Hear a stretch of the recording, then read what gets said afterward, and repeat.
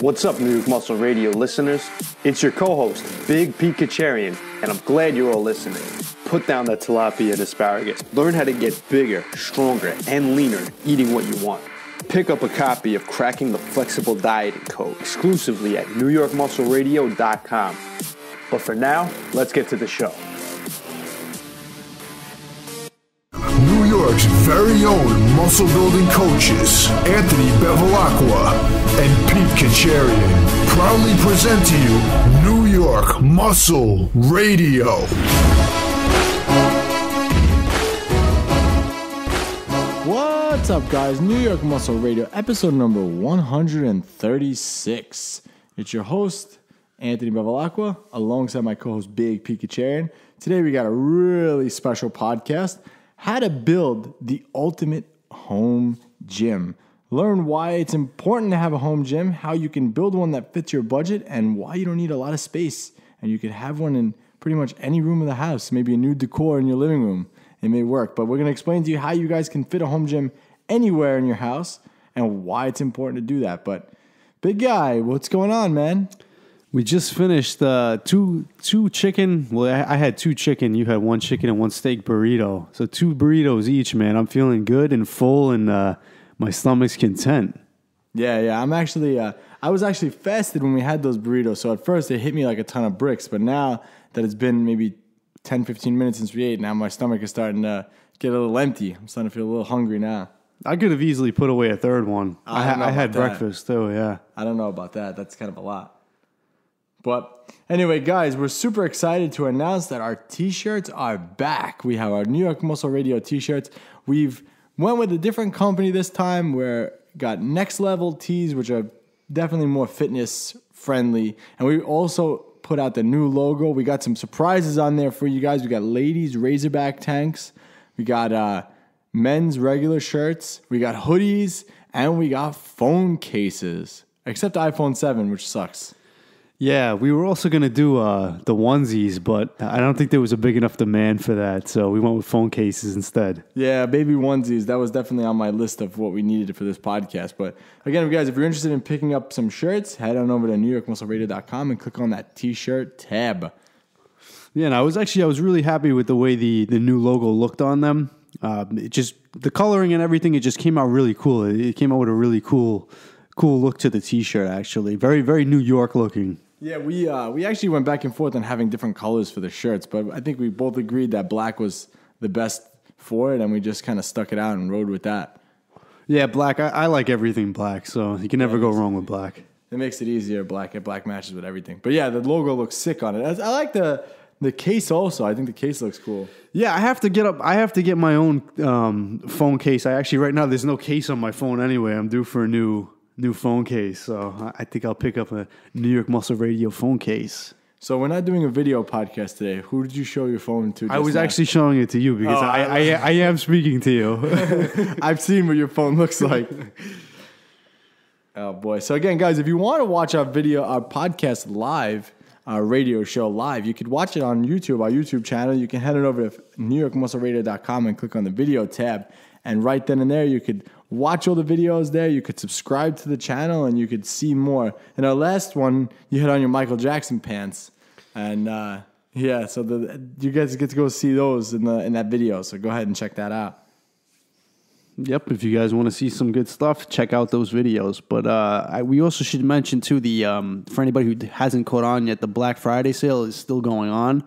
That will be good until Cyber Monday. So if you guys haven't already gone and checked that out, on NewYorkMuscleRadio.com, we are doing 50% off on our coaching packages. So it is a huge, huge discount. Anybody who is thinking about it, or if you're a current client and you want to add an additional 6 weeks onto your training, you can go ahead and do that at half price. Like I said, it's a huge discount. So if you are thinking about doing coaching with us, now is definitely the time to take advantage of that. If price is an issue, you're not going to find it at any cheaper than that. Yeah, I mean, you could spend $100 easily going out to eat, you know? So why not put that toward coaching? That's just how I think about it. So, I'd hire the best in the industry for $100 for 6 weeks. $100 for coaching for 6 weeks is a very, very, very inexpensive price. So. Yeah, you wanted to kill me.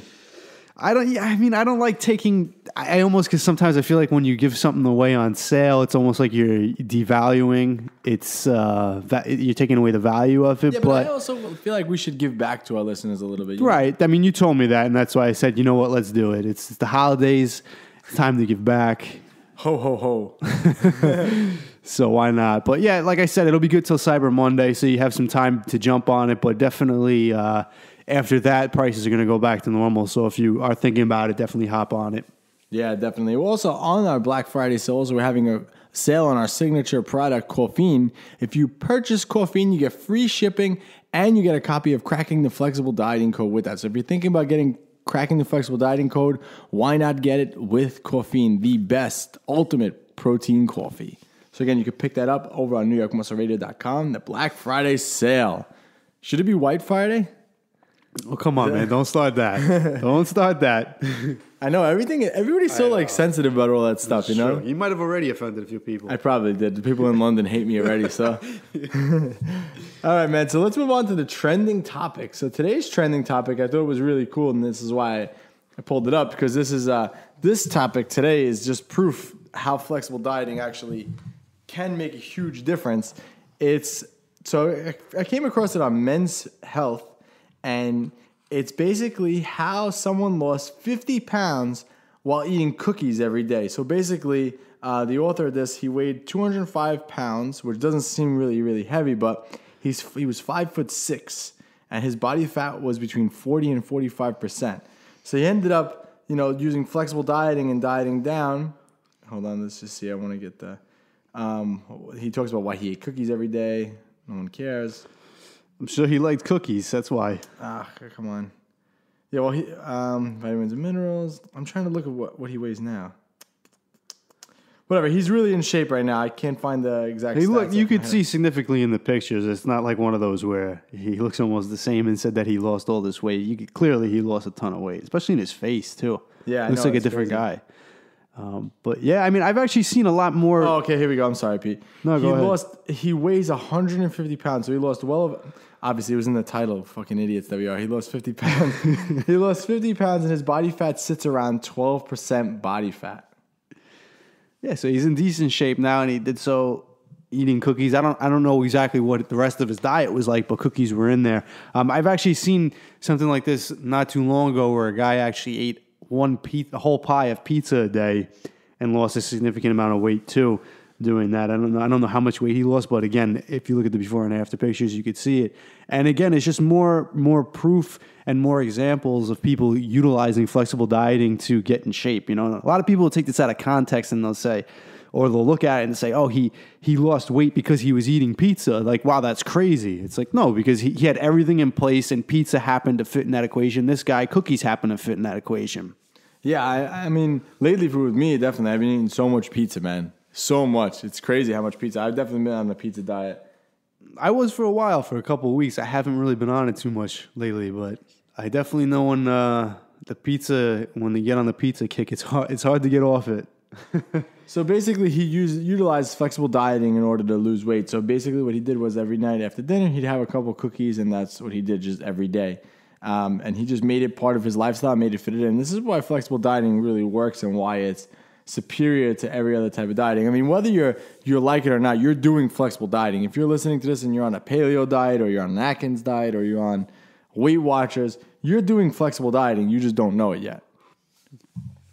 Yep, everybody's doing it to some degree, unless you eat the same exact thing every single day, every day of the year, every meal, which some people do, but they don't last. Yeah, definitely not. So again, guys, this is just today's trending topic is proof in the pudding that flexible dieting actually works. So you could eat cookies every day. You could have the cookie diet. You could be on the ice cream diet. You could be on the pizza diet. Doesn't matter what kind of diet you're going to be on, as long as you're counting your macros and using something like Cracking the Flexible Dieting Code to figuring out how much you should be eating, you're going to make great progress. All right, let's move on to the listener question of the day. Again, guys, if you have a question and you'd like us to answer, you could submit it on our website, NewYorkMuscleRadio.com/listener question. So today's question is by Max Ramsey. He says, hey, guys, love the podcast from the UK. I'm very new to podcasts, and you're my favorite, of course, because we're the best in podcasts. My question is, what do you think about standard bodybuilding splits versus full body workouts as a natural bodybuilder trying to gain as much mass as possible? That's a good question. I mean, we've definitely spoken about this a lot in recent and past earlier episodes, actually. And, you know, one versus the other, there's definitely pros and cons to both of them. This doesn't necessarily mean if you're on a body part split that you're not going to be training muscle groups more than one time a week. If it was a typical one time a week body part split versus like a full body workout 3 times a week, I'd definitely say that the full body workout 3 times a week is going to be a little bit better. In most cases, not every case.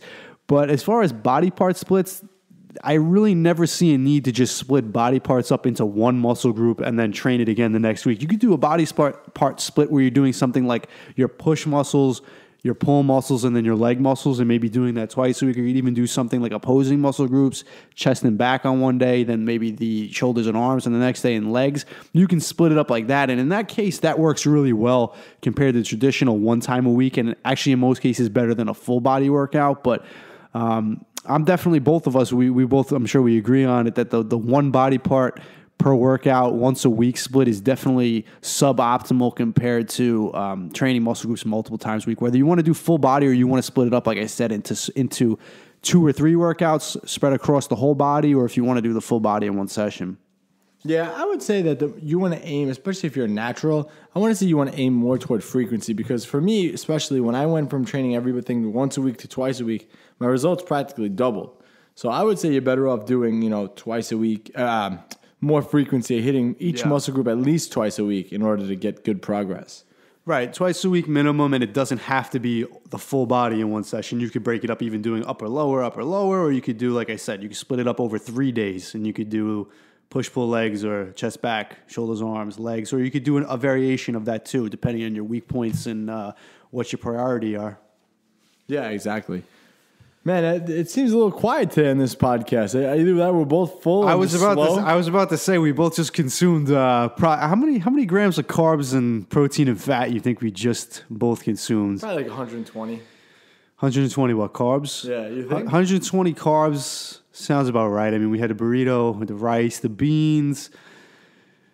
You think more? Yeah, no, that sounds about right. Fat. You never really know because they might have added extra stuff in there, but probably not too high in fat. I don't think, because there was cheese in there, so protein. The cheese, probably like 2 servings, probably like 16 grams of fat.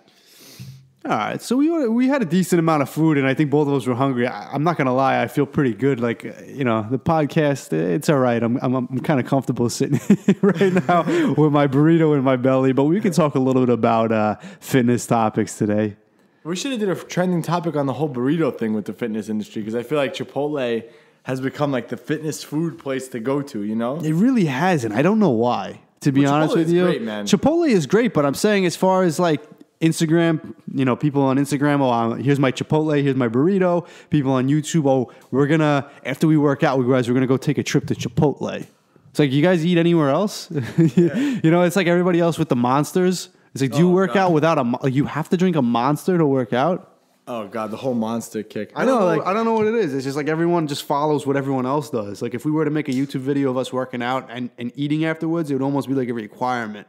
Except for we don't do Chipotle. We go to Taco King. And people would be like, what is this shit? These guys don't go to Chipotle. Yeah, we go to the Taco King made by Chinese people. But I mean, like, I can see why people choose Chipotle. I think it's just a good food. It's definitely filling, but like, I think I'd rather pizza versus Chipotle. I mean, Chipotle is great. I'm not taking anything away from it, but I'd rather have pizza. The thing with pizza is that it's high in fat, So like Chipotle, 2 slices, Chipotle is pretty high in fat too.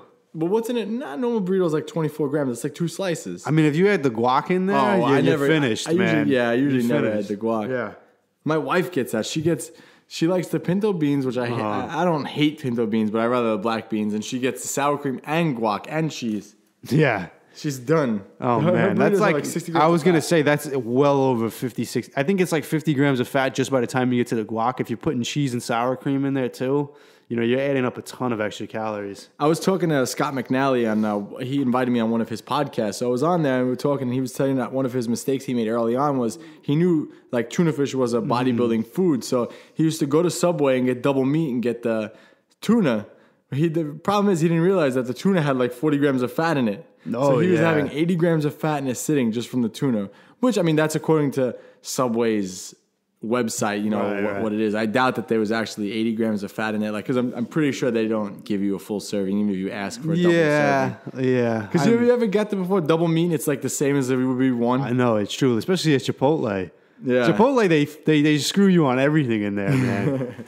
Like, you got to watch how much they put in there before you ask for double meat. Yeah, exactly. It's like, all right, was that enough or do I need to go with double? A couple of times I've asked them, like, can you put a little more in there? And they'll actually give me a little bit more, but they won't give me double. You know what I mean? They're like, all right, I'll put a little more in there. I hate when you do that. You say double, but I'm like a nice guy. Like, I don't yell at people, but like, when you say double, I want 2 fucking scoops. If I worked at that place, they would hate me because I would give everybody so much food. I know. It's like, how much is it to ask for a little bit more chicken, you know? Yeah, I mean, it adds up, definitely. I used to own a food company, and it definitely adds up. I don't think Chipotle is hurting for money, though. Yeah, that's true. All right, I guess we'll take a short commercial break, and we'll be right back with how to build the ultimate home gym. Damn. Nice, Pete. What? I saw you checking out that girl's butt. What? I was just checking out her yoga pants. Pete. I was thinking you'd look really good in yoga pants. Uh-huh. I was like trying to check out what brand it was. Like I was looking at her form on deadlifts. They were all messed up. Do you think she has a nicer butt than me? Well, it definitely doesn't look like a pancake. Did you just call my butt a pancake? Well, I mean... What can I do? You gotta try New York Muscle Radio's Glutylicious program. Glutylicious? Yeah, you'll finally get a celebrity booty, like all the other girls following the program. Fine, I'll do it. But don't get jealous when other guys check out my glutylicious ass. Glutylicious, your guide to getting a celebrity booty in 12 weeks. Now available exclusively at NewYorkMuscleRadio.com.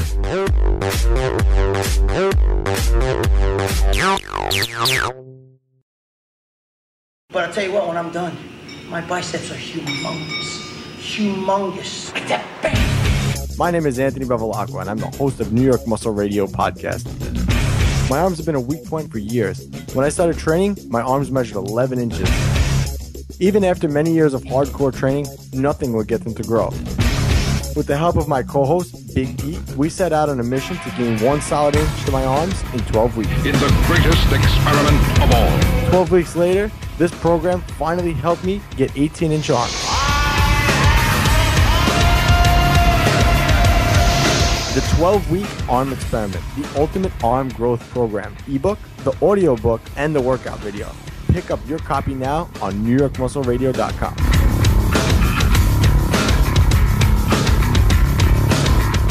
Want anything special for your birthday? Just a decent cup of coffee. You're kidding. I'm serious. Honey, your coffee's undrinkable. It's pretty harsh. Well, so's your coffee. You know, the girls down at the office make better coffee on their hot plates. And he didn't even kiss me goodbye. You know, if I could just make a decent cup of coffee, I could relax. So relax. Why don't you try Coffeine from BuyProteinCoffee.com? Tastes good as fresh perked. Good as fresh perked. And it has protein. 10 grams per scoop. I'll surprise Harvey for his birthday tonight. Hey, great coffee. Doesn't it taste good as fresh perked? Better. Better than those girls make at the office? Honey, their coffee can't hold a candle to yours. Coffeine, the world's only instant coffee that's fortified with muscle-building protein. Visit BuyProteinCoffee.com now. Hey guys, it's your host, Anthony Bevilacqua, and I just wanted to announce that my brand new personal training facility is now open. I'm currently taking on new clients in the Long Island, New York area.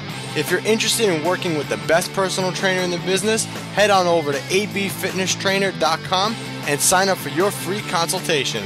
Then you can understand why bodybuilding.com has named me Personal Trainer of the Month. All right, guys, we're back. New York Muscle Radio, episode number 136. How to build the ultimate home gym. Super excited about this one because I pride myself on having a really good... I built a studio in my home, so I take a little pride on this. But a lot of people are under the misconception that, one, you need a lot of space to build a home gym, and two, you need a lot of money. And, there's a lot of misconceptions that go into it. The simple fact of the matter is they make home gyms to fit anyone, and you really don't have to get elaborate and fancy in order to fit a home gym in. I mean, even my co-host here, Big Pete, has a home gym. It's not optimal because he doesn't take part in making it optimal, but he has something at home. So I guess let's go right into this. What are the benefits of having a home gym, Big Pete? Well, one, the biggest thing is, you could train whenever you want. The gym is never closed. It's always open. And you never have to wait for equipment. That's definitely on the top of the list. And probably the biggest thing I would say is even forget about the gym is always open is waiting for equipment, especially if you train the way me and you do, with lots of volume, lots of sets. If you grab a squat rack in a gym that has just two squat racks, let's just say, which when I first started training, there would be plenty of gyms that only had one squat rack, but I don't really see that much anymore. Can you imagine the training the way we do for squats, where we spend like an hour and a half just in the squat rack, and you have to wait? Someone would have to wait for that. Yeah, we would never be welcome back in that gym. Yeah, I would have to let them work in. Yeah, they would have to. So that's the one thing. Honestly, I really believe the way we've been training lately, if we were to do this in a commercial gym, we wouldn't be able to get these workouts done the way we do. Yeah, I think the other benefit to having a home gym is, no travel time too. You take the travel time out of it, and that's also a big thing. Your gym could be 2 minutes away, but it's 2 minutes away. You got to park your car. You got to find the spot. Wherever you live. Even if the gym has a parking lot, so it takes 5 minutes to get there. Figure, give or take, traffic and whatever. A light, you may hit the light, whatever. 5 minutes to get there. You got to leave, pack a bag. That takes time too. 10 minutes there. So figure it takes you 10 minutes to get to the gym, and that's if the gym's close. Then it's going to take you another 10 minutes to get back home, unpack your gym bag, do all that stuff. That's like almost a half hour wasted of doing nothing. Just getting to the gym, just traveling. Yeah, and plus if you walk in the gym and you just want to train legs or something, and the first thing you're going to do is grab a squat rack and someone's using it and you have to wait, you got to tack on, okay, I'm going to just stand there for 15 minutes on top of it doing nothing. So the time adds up. I mean, when I don't train here, I train at a gym, probably the best gym nearest to me, and it's a good 15 minutes to get there. I mean, I'm saying 15 minutes like it's a lot of time, but like you say, when you add that all together, if I have to go sit in traffic and it ends up being an extra 5 minutes there, it's 20 minutes to get to the gym, 15, 20 minutes to get home, plus I might have to wait for a squat rack 15, 20 minutes. That's about the amount of time it would take just to get the actual workout done. It's crazy how time adds up. And if you're tight on time, which a lot of people are, especially if you work all day long and then you get home, you want to manage your time pretty efficiently. Like you get home, the last thing you want to do is waste more time out of your day. You want to spend it with your family. You want to spend it at home. You want to relax. You want to try and get them to be the most efficient with your time. So, if you need to spend all that extra time, there's always ways to cut back on it. It's almost like, what's your time worth, So is that 40 minutes to get to the gym, there and back? Is that really worth your time, Whereas if you had a home gym, that's 40 more minutes you could have had training. So you have to evaluate that beforehand. But I mean, that's just one benefit to having. Another benefit is not having to deal with gym idiots. Oh, yeah. There's a lot of gym idiots out there. There's people that just want to talk. And I mean, listen, I'm all fine and dandy with being friendly and talking to people, and I don't have an issue with that. But when I go to the gym to train, I want to train. I don't want to sit there and have a conversation with people. I don't want to be forced into having that awkward conversation that people want to have with you. I mean, especially if you work at a gym. The worst was when I worked at a gym. I couldn't even work out anymore. Yeah. I was so happy to have a home gym at that point, because then I could just... all right, I just do my thing. I don't have to worry about talking to people. Then I can talk to people all day long after that, Yeah, it's amazing. I mean, especially, like you said, when you worked at the gym, like when I was there also, when I worked there, you start to pick up on how many people and how often people go to the gym for no other reason other than to socialize. If you work out in the gym for an hour and a half a day, an hour, whatever, and you're in the gym 4 or 5 times a week, you pick up on it a little bit because you might train at the same time. You see the same people. You know who's in there to train. You know who's in there to talk. But when you're there like we were, all day long, you see the same people coming and going. Sometimes coming and going in the same day, coming back. They're there. You know who's there to talk and who's there not to, and it's crazy. I'd say probably almost half the people at the gym sometimes are just there to socialize. They might work out for an hour, but they might sit in the gym for another 2 hours on top of it. They might go home to wash their head, and then they might come back to the gym and wash their head again. If anybody doesn't know what I'm talking about, it's an inside joke. Yeah, I mean, there's also those people that to kind of stay away from at the gym that will always hound you and just want to talk and just want to bother you and be there in between. I remember at one point I was really getting good with deadlifts, and I had this guy who used to come up to me and he would talk, but like not stop. And I didn't like to be rude, but still sometimes I'm like, all right, man, I got to do my set. But he would just take me out of the zone. So when you have your own home gym, you don't have to worry about that at all. So there's a lot of benefits to having one. And again, one of the biggest misconceptions, and it's going to lead us into our next point, is how much space do you need for a home gym? And I think a lot of people think you need, a huge basement or a huge garage or a huge space. Literally, you could make a home gym in half of a spare bedroom if you wanted to. You really got to think about what you would need in a home gym, and we'll touch on that also, but you don't need a lot of space. And I would say that if you're interested in having a home gym or putting one together, you have to figure out first where you would put it. And again, you don't need a lot of space. So let's just say you have a spare bedroom. Okay, I'm going to turn this spare bedroom, half this spare bedroom, this wall is going to be the gym. And then you have to go from there. But you definitely don't need miles and miles of garage or, a whole second floor on your house or even the whole basement. You could even make it a quarter of the basement if you wanted to. Yeah, I mean, people get used to the luxury of having a big gym and a nice space between it, but you got to think that that's designed for a lot of people. So obviously the amount of room in between equipment is going to be a little bit larger than if it's just one person in the gym using it. So, you could definitely get a lot in even just a small bedroom. I mean, if it's big enough, tall enough to put a squat rack in, it's wide enough to fit the barbell, you got like 90% of your gym already covered. Yeah. This is true. So again, you don't need a lot of space, so don't be fooled into thinking that you do. You definitely don't.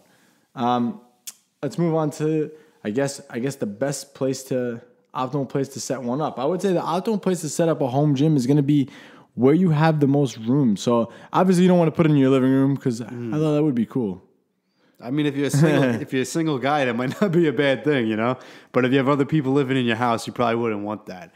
The one thing you definitely don't want to do, though, is you definitely don't want to put it like on your second floor or your third floor, because if you're deadlifting 400 or 500 pounds, you might not want it to end up in your basement, Well, I guess this will bring me to my next point. What happens if you live in an apartment? That's a really good point. I wouldn't recommend heavy deadlifts, especially if you have someone living underneath you. Well, yeah, you're going to have someone banging on the ceiling below you to stop. I think you can get away with it in an apartment if you have the space for it. You're going to be a little limited there because then obviously you're not going to be able to do anything on the floor. So no deadlifts. Deadlifts are going to be out for you, but it's not impossible because you could still set up a bench. You could still squat. You could still do all those things as long as you're not disturbing your neighbors. So you could definitely fit it in an apartment. Again, it's just if you have a studio apartment, all right, maybe not. Right. Maybe in that sense, maybe but even still, I can't even argue because not everyone's a powerlifter, man. You could have a basic bench and dumbbells, which we'll go over in a second, and you could get a lot done with that. Just don't throw the dumbbells on the floor. Right. Not everybody needs the same equipment depending on their goals. Yeah. So I mean, if you're not training for a powerlifting meet, you might not need to do deadlifts. If you're just trying to get in better shape, you don't need all the heavy weights, so you could just put a few different pieces of equipment in there. The basics, like you said, some dumbbells, and as long as you don't throw them on the floor, you're pretty much good. Yeah. So I think that the optimal place to set it up is one. You have to have certain room. You obviously have to be able to fit a barbell in there if that's your goal. But obviously, if your goal, and this is kind of tough because you don't never know what someone's goal is. Like we said, if you live in an apartment and your goal is just to mainly look better, you can get away with a bench and dumbbells. And that won't take up any space at all because you could literally buy benches that fold up and you could stick them underneath the bed. And I'll talk about the dumbbells thing in a second. I don't want to give too much away, but so I would say the best place is going to be based on your goal. So if your goal is powerlifting and you don't live in an apartment and you have like a garage or a basement, I would say set it up in there. Again, you don't have to take up the whole garage or the whole basement to have a really nice gym set up, but you want to have enough space where you're able to fit the barbell in and a place to have a power rack. And we'll talk about all that in a second because I don't want to jump too far ahead. But what do you think is the most optimal place to set one up? Definitely a garage or a basement, one or the other. I mean, like I said, spare room. Spare room is good too, but if you have a garage and you're not using it, a lot of people have garages and they don't necessarily need to put their car in there. You may as well do that because then that's a space designated to just your gym and your workout. Sometimes it's nice almost psychologically to go to a different place rather than go next door to your bedroom into a spare bedroom and work out, if it's out in your garage or if it's in your basement either. It's like kind of like that feeling of having a man cave in your basement. It's like, all right, I'm going to go escape and go in my man cave. Your workout, your gym could basically be set up as your man cave. Yeah. You know what I mean? When you get stressed out, you could come out here into your gym and, you could stay away from everything else. So I think it also depends on, you want to make sure that you have like good ventilation in the room too. You don't want to be in a basement where it's like dingy. You better make sure that you have some type of fan or heater in the winter. In my garage, I had to have heat put out here because there was no heat in the garage outside. It's separate from my house. So I had to have heat put in here in order to be sustainable in the winter. I mean, I have worked out here with the heat off before, when I wasn't training clients out of here, but, it's definitely doable to have it. I would just say you want good ventilation. And another thing that I did in my gym too is I added a lot more windows in. Garage doesn't typically have windows, so I added a lot more windows in. I added a door. And these are upgrades that I chose to make, but these are not necessary things to do. You can literally just leave the garage as is, open the garage door, walk in, close the garage door, put a light on, and go. But I like the natural sunlight, so that's why I wanted a lot of light in here. But that was just my thing. So again, you have to, where it's optimal for you is going to be what you like to. Make sure there's good ventilation, good AC, in the room. If it's a spare room, make sure the room has AC or vice versa. Yeah, and I mean, I also like the fact that it, like I said, if it's separate to kind of escape everything else, also you're going to, depending on what type of workouts you're doing and what type of person you are, you might be making a lot of noise in there too. So if you're doing it in a spare bedroom, next to your bedroom or your wife's bedroom or your girlfriend's bedroom or the girl who's sleeping over's bedroom, you don't want to be making too much noise. Screw her though, man. You don't have to worry about what she thinks. I know, if she's still sleeping and you're working out, man. You can always put on headphones. Yeah, that's true. I mean, but it all depends on what type of living situation you have. If you want to set it up in a place where it's a little more quiet, that's why a basement works too sometimes. It's underneath you. It's like a separate. The noise is not going to travel throughout the house as much. And then obviously if it's in a garage, it's going to be separate altogether. Yeah. All right, let's move on to the basic equipment that you're going to need for a home gym. So again, it's really going to depend on your goals and how much space you actually have. Like I said, if you live in an apartment, but your goal is to overall look better, basic equipment you would need is just a basic bench, and you could even get one that folds up if you don't have a lot of space. You could literally fold it up, stick it underneath the bed, and no one will even know you have it. So that would be something good in that sense. And a good set of adjustable dumbbells. I have power block dumbbells that go up to 150 pounds. They make them to go to 200 pounds also, but no one's going to ever use a 200-pound dumbbell. So power block adjustable dumbbells, they don't take up a lot of space, really, really small. I have two sets of adjustable dumbbells in my gym. I have the Bowflex ones that go to 90 pounds. They also feel a little bit more like a dumbbell, so I have both. But again, if your goal is just to look better, maybe pick up the power block. If you're a man and you want to get a little heavy, at least you can go to 150 like you would a gym. Or if you're a woman, you only need to go up to I shouldn't say that. Women could probably go up to 90. But you know what I mean. Because you could do a array of exercises with just dumbbells if you had to. Yeah, it's crazy how much you can do with just dumbbells, and people, like to give all the credit to a squat rack or a power rack, because while it is true 100%, I mean, if you literally just had a power rack and a barbell, you can hit every muscle group. You're not going to neglect anything with a power rack and a barbell. But again, you can substitute every single one of those exercises with a set of dumbbells, and depending how strong you are, you might need additional things in place to use those dumbbells. If you're doing heavy squats and stuff like that too, you're not going to be able to get the same movement out of just dumbbells as you were with a barbell. So that's where a barbell definitely comes into place. But if you want to substitute out the bench press with just using dumbbells, if you want to do overhead press with just dumbbells, if you want to do rows with dumbbells, you want to do your curls with dumbbells, your stiff leg deadlifts, everything like that, you can do those with the dumbbells. So, I mean, if you had any exercise that you were going to do in a power rack and you didn't have access to a power rack, but you had a bench and some dumbbells, you could get it done. So as far as space, I mean, if you're even so limited that you can't use a power rack and you have a bench and a dumbbells, you can still get the job done. Yeah. All right, let's move on. Let's say you have a little bit more space now and you have a little more room to upgrade. I would recommend I like Rogue. I like using Rogue Fitness. They have good, high-quality stuff. You can get, depending on how much space you have, if you have a limited amount of space, you can get squat stands. You can even get them off Amazon for cheaper, but those, I don't really trust the quality of them. But they have like a basic squat stand. It's like the Eco Squat Stand. It's like $200. And it's just basically like the uprights of a power rack.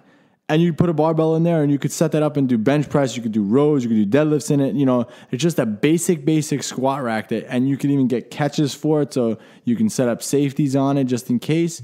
But a basic squat rack like that is all you really need. You don't need anything elaborate and fancy because one, it's just going to be you working out. You're not going to have, you know, hundreds of people on it. It's not going to take the abuse actual gym wear gets, gym quality equipment gets. So you can get away with something small like that. A basic barbell, again, you could purchase that probably from Rogue also. And weights. And the weights, you know, you could purchase as you go. You don't have to get too fancy and just, all right, I need all these weights. You know, one of the tricks that I have, I was going to touch on this later, but I'm going to say it now, is you could actually go on Craigslist and find a lot of this stuff used because a lot of people buy home gym equipment and never use it. So it's your job to take advantage of those people, buy it, use it for a little bit, then resell it and upgrade and buy something else. I mean, I did the same thing in my gym. You know, I had like a basic bench set up, you know, one of those normal benches you would get anywhere. When I first started, it was just like one of those little adjustable ones, but it had the adjustable ones to set up for squats. I never did squats on it, but I had one of those benches. I bought it on Craigslist for like $50 or something like that, $60. I resold it for $100 and I put that money toward buying a power rack, and I bought a better power rack. I bought a Rogue power rack and just upgraded from there. I recently did it with the Bowflex. I had bought a Bowflex because I wanted to use some cables with my clients. I bought the Bowflex for like $200. I resold it for $250, and I put that money toward a leg press, and I bought a gym quality leg press because I'm investing in myself here. I'm investing in my clients, so it's a little different. But if you're doing this for yourself, you could definitely pick up things on Craigslist. You could find weights for pennies on the dollar on Craigslist and just collect them like that. You don't have to be in a rush and just buy everything all at once. You could do it slowly too. Yeah, and you know that's a good point too, especially if you're going to shop for stuff that's less expensive on Craigslist, whether it's used or whether it's just cheaper equipment in general. There's certain things that you could definitely save money on, and then there's others that you definitely don't want to cut corners on. I mean, if you're buying, you know, a squat rack and then you have a barbell and plates, you know, weight plates are pretty much weight plates. You know, a 45-pound weight plate, it doesn't matter if you get the nice shiny one that's brand new from Rogue or if you buy the used ones that have been sitting in someone's garage that are from like 1985. I mean, if they're still 45 pounds, they're still 45 pounds. That you could basically just get whatever. Actually, it's funny. I want to tell a little story before you continue that story. I actually purchased a Lou Ferrigno set of plates. I got them off Craigslist. Yeah. I was so happy. I saw that. I was like, I got to go get them. I don't care if I'm paying more.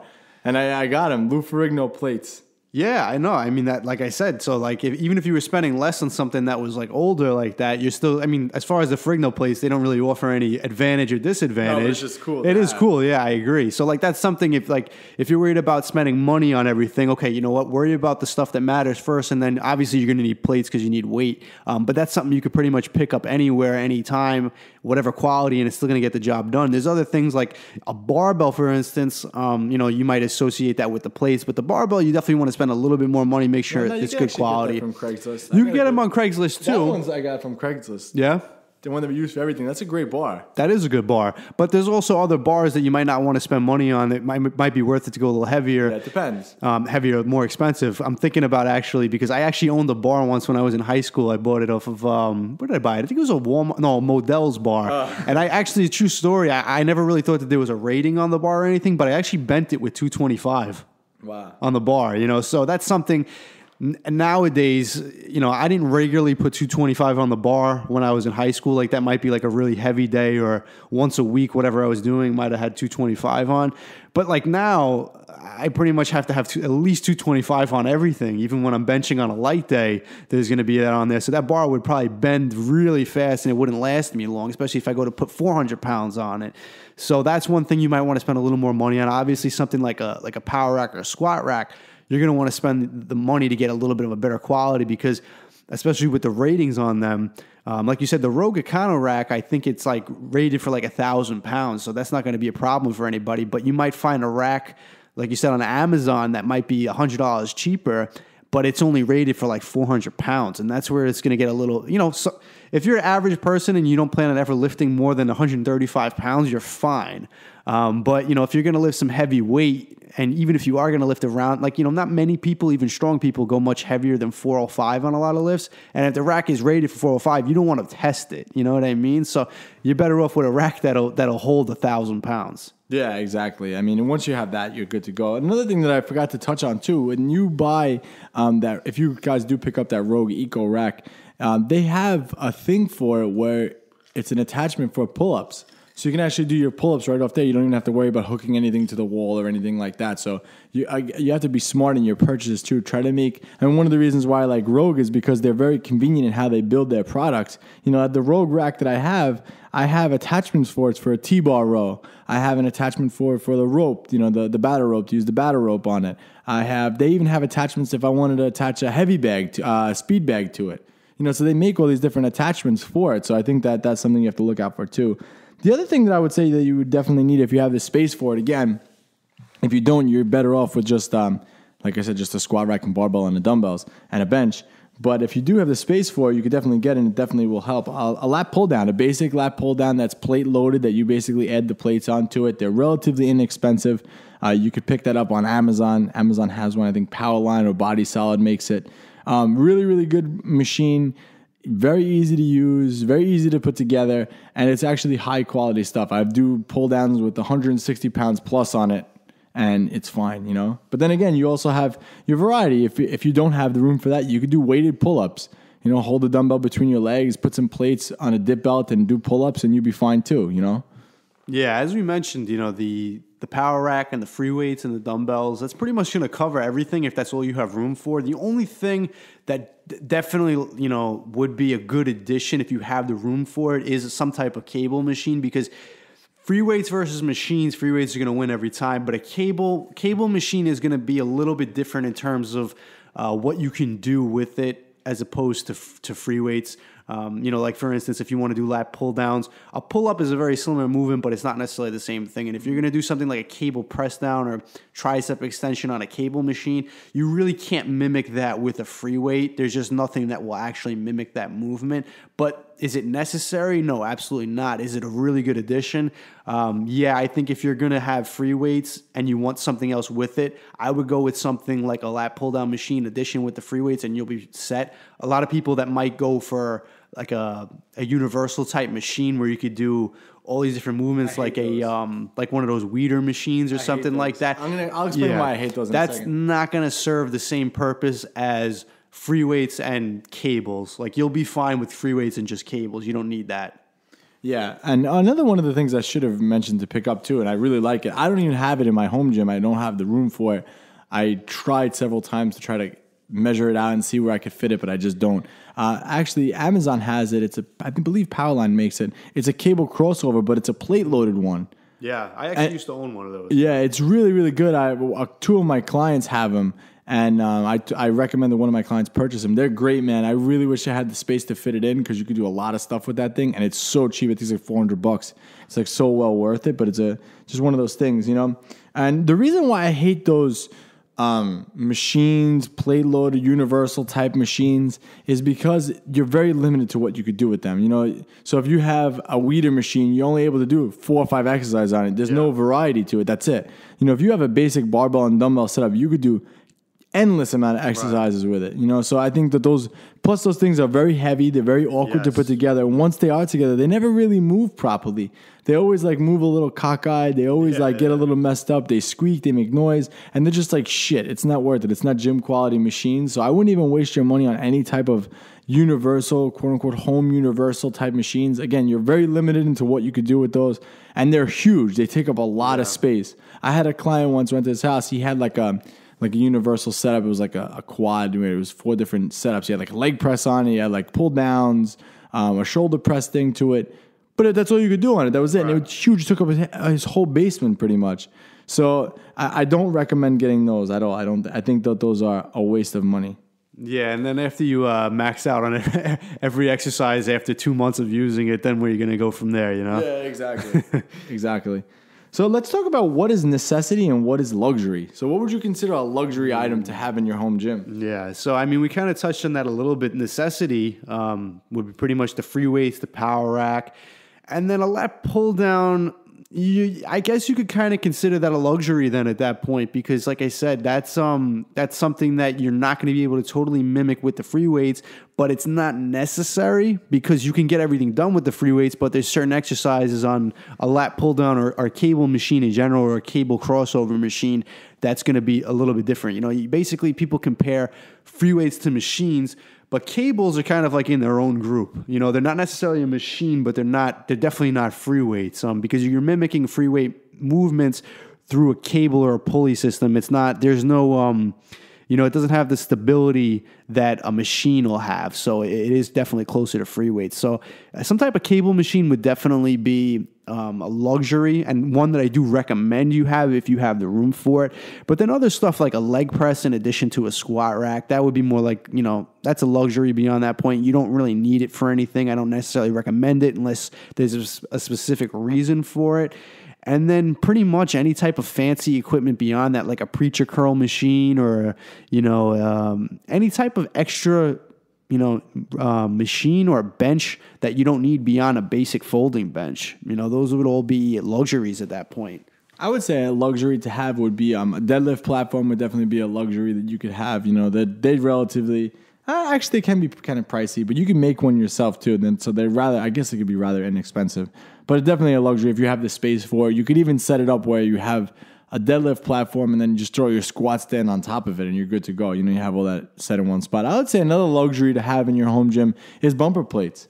Yeah. Bumper plates are not a necessity. You don't need them at all, but if you have the extra money to spend and you want to spend it, I would definitely recommend get a good set of bumper plates for deadlifts. It definitely will save your floor. When I used to run the gym, I was the culprit of breaking the floor in the gym several times. He finally admits it publicly. I admitted it before. Did you ever admit it on the podcast? Yeah, I might have. Of course, on the podcast, I tell the truth. I think you told it to me personally, but... Yeah, so the gym was on the second floor, and I was deadlifting heavy, and the owner was a cheap prick, and he would use the cheapest plywood to fix the floor, so it would always break. So I would always break it deadlifting, always. Always. I'm very proud of the fact that I put holes in the floor there. But anyway... he never listened to me when I said, listen, get a bumper, get a deadlift platform, It's better. Get a deadlift platform. You'll protect the floor. No, never listening to me. I kept breaking the floor and they never knew it was me. But, we finally got the platform and what do you know? The floor was never broken. So a deadlift platform, if you have the money, or you can even make one, use a couple bits of plywood and some good flooring, and you could have your own platform there. But yeah, definitely a necessity, I think, if you have the money for it. And I would say also good flooring, again, depending on where you have it. And good flooring can go a long way. It'll help keep you steady while you squat and do any exercise, really. So good flooring definitely is another thing. That's definitely going to be an investment, but good flooring. Yeah. I mean, that's one of the things that not a lot of people pay attention to, and you won't realize until you go on a floor that has any type of imperfections, how annoying it is when you're trying to do something like a squat or a deadlift, and the floor has, I have equipment in my gym, my garage gym also, and my garage gym is in desperate need of new concrete flooring because I have cracks all over that thing. Sometimes concrete doesn't settle right. Eventually, sides of it'll pop out and it'll be a little bit higher. Your deadlift bar will roll. If you're on a squat rack, you want both of those feet in exactly the same spot. You don't want to have any bumps on the floor. So that's one thing you need to make sure too, especially going back to when you pick where you want to set up your gym. If you have all the space in your garage, but you can't afford to fix the floor and the concrete is all messed up, that might not be the best place to put it. So you're going to have to make sure your flooring is that's one of the things by far is going to make a huge difference. You could have everything else. The walls could be destroyed. The ceiling could be destroyed. But if that flooring is a little bit off, I definitely recommend you fixing that before you put any heavy weights in there. Trust me. Yeah. So that's what I would say.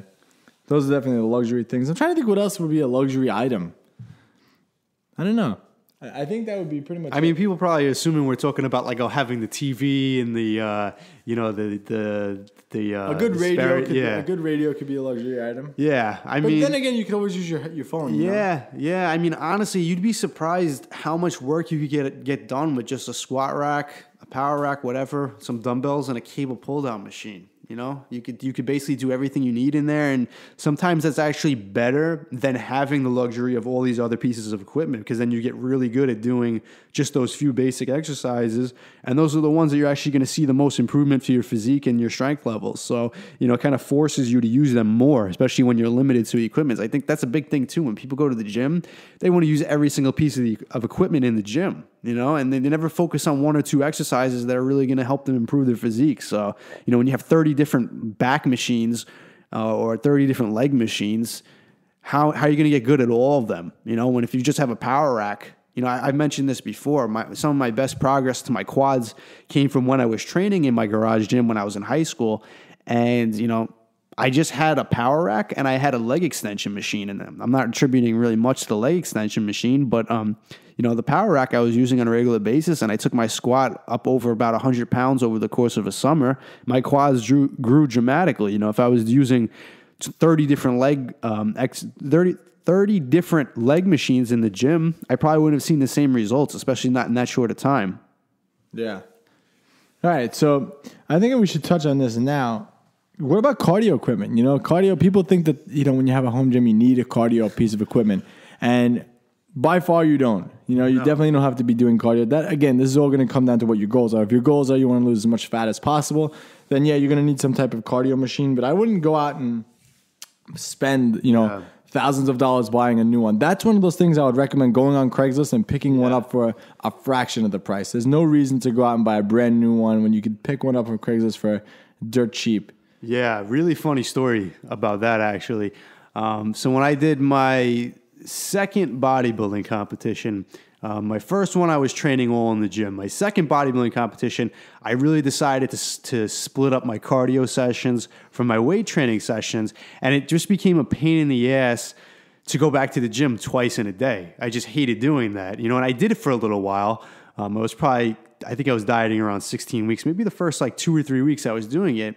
And, you know, I was doing 2 a days, probably 4 days out of the week. And the second session was always just cardio because I like to split it up like that. And I actually do feel like if you're in a calorie deficit and you're contest prepping and you have the luxury of doing that, it's to your advantage to split up your cardio like that. So I was doing that for a little while, going to the gym twice in a day, and it was becoming a real pain in the ass. And then eventually I think it was my cousin was throwing out her mom's old, I guess it was like a spin bike or whatever it was, but it was one of those like fan ones, and it had the like the knob on it where it would tighten the brake to control the resist. It was so old; it was probably like out of a Richard Simmons video, but she was throwing it out, and I was like, you know what, give me that thing. So I took it, you know, and I brought it home, and I said, you know what, I'm not going to the gym the second time to do cardio. I'm just going to use it on here. You know, and I got the job done with that, and I was shredded for that bodybuilding competition, provided that's obviously mostly diet. I'm not going to say I got shredded using that machine, but, you know, that saved a huge inconvenience of going to the gym twice, and I used that. But again, was that necessary? No. And was it a good quality one? I could have went to like Sports Authority or Dick's or wherever, or bought something off the internet for $1,000, and I could have got the state-of-the-art luxury one. But I had this thing that was from like 1975 that someone was throwing out, and I got the job done with it. You know, it's cardio. So yeah, especially with cardio machines, those are one of the things you could literally go on Craigslist and type that in and find, because so many people buy them thinking they're going to use them and never use them. So you could definitely pick one up that's practically brand new for, you know, a fraction of the price. I've even bought a bike before off Amazon for like $60 or something like that, a brand new bike, and I was able to use that, and that worked fine for me too. So you don't have to get crazy and elaborate with the type of equipment you have. You could even, like in my gym right now, I have no cardio equipment. I have battle rope. So if I want to do something with a client, I use the battle rope. I'll use high intensity cardio. For myself, if I wanted to do cardio, that's what I would do, high intensity. I have nothing to do low intensity with. You can even go for a run outside. I mean, you know, that's free. You know? Yeah, I mean, and that's the other thing too. I really, to this day, I probably wouldn't even use that bike in my gym because I rarely would do low intensity cardio. No, I got rid of it after that contest. I was like, I never want to see this thing again. You know, after the contest, you're like, I'm never doing cardio again, and I haven't done cardio since. No, I'm kidding. I have definitely done cardio, but you know, for now, for most purposes, high intensity cardio will get the job done, and in most cases, it would be much more beneficial for my goals right now and for what I'm trying to do. So I wouldn't even think about putting a piece of cardio equipment in my gym just because I wouldn't need it. But if you're one of those people that are, you know, are using some type of low intensity cardio, you know, when you go to the gym, if you're just using the treadmill, you're using the bike, just think about what qualities of it that you actually need. I mean, all you really need is the machine to move. Yeah, you know, that's pretty much it. As long as it's getting that part of it done, that's fine. They even have a stand for your regular bicycle. You can take your regular bicycle, put it up on a stand, and you just pedal on it, and it lifts the back tire off the floor, so just the tire spins. So you can even use that. Didn't they use that like in Willy Wonka in the Chocolate Factory to mix the chocolate? I don't know. Maybe. I don't remember Willy Wonka in the chocolate, but probably. So if you guys want to mix some chocolate in your gym too, just get one of those stands and you'll kill 2 birds with 1 stone. The final thing that I want to touch on with this topic is where to order from.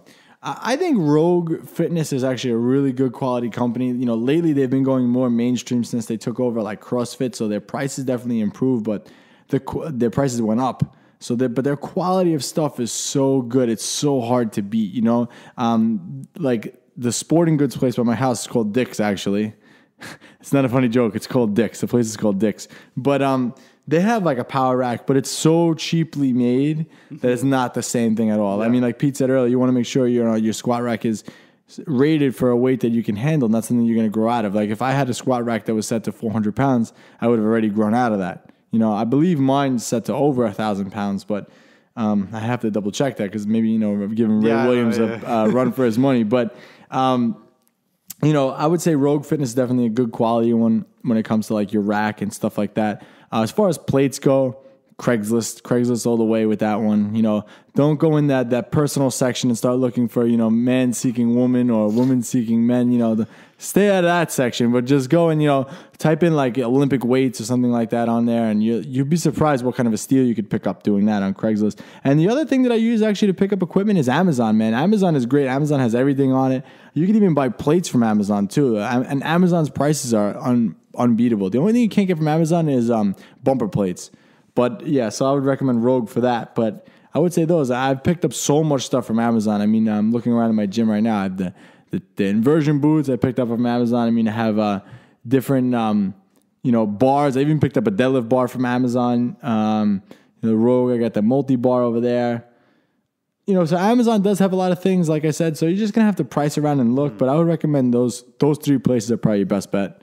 Yeah, and buy the quality stuff that's most important. So, you know, like we mentioned, the squat rack is something that you want to spend the extra money on. If you see something on Amazon that's, you know, $300, but Rogue might be an extra $100, you're better off doing that and then, you know, cutting corners with stuff, like I said, like the plates, and then the price will pretty much even itself out. Yeah, so actually, I'll cut you off there. The bench that we're using right here, this Rogue, I got from Rogue Fitness. This bench was like $700 and some. Oh, wow. But it's worth it because it's really, really heavy duty. One of my other clients purchased a bench, I want to say a little bit similar to this on Amazon for half the price, but it's still not as good. You know, this is a good quality, solid bench. I mean, you know, this is a really good bench. This bench is rated. This bench can hold over 1,000 pounds. Right, yeah. I mean, there's certain things. Yeah, a bench is one of them. A bench, you look at it and because you can buy. Amazon has a bench. It's $50. Yeah, that's what I'm saying. Small little piece of crap thing. You can't even like do anything on it. Yeah, you'll look at a bench and think, wow, $700 for a bench. It's one of those things you just can't really rationalize buying it for that much. But then when you use it and compare it to a cheaper one, you'll see the huge difference between it. Like, that's one of the things you don't want to skimp out on. You might not need the $700 bench that's rated for 1,000 pounds, but trust me, you're probably going to get a lot more out of spending, you know, $200 on a bench versus the $50 one. So yeah, exactly. All right, guys. So that was today's topic. Hopefully we taught you how to build a good home gym. And, you know, you not be afraid to do so and pick up some home equipment. And listen, even if you pick up and have a basic setup at home and you use it not all the time, you use it a quarter of the time. Let's say there's a blizzard outside and you can't make it to the gym. You could still get to the gym and train. You still get in your house and train. So you don't have to, you could set up a home gym and just have it just in case, you know, or you could use it just maybe twice a week. Maybe you just like a little break and you want to do chest at home or arms at home. Arms at home is definitely an easy thing to do, you know? So again, guys, that's how you build a home gym, the ultimate home gym. All right, guys, it's Pete and Anthony, New York Muscle Radio, and we're out. Enjoyed this episode of New York Muscle Radio? Make sure to hit that subscribe button, leave us a 5-star review, and be sure to follow us on Facebook, New York Muscle Radio.